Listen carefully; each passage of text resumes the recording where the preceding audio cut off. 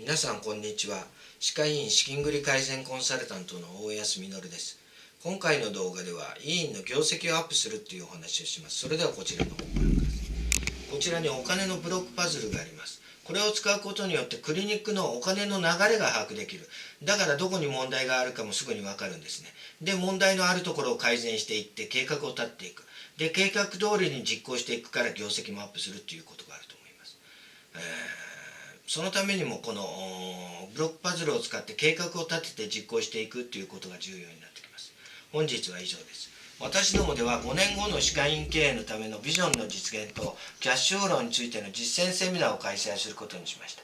今回のセミナーは5月の20日土曜日、5月の21日日曜日、両日とも同じ内容で溝の口で開催します。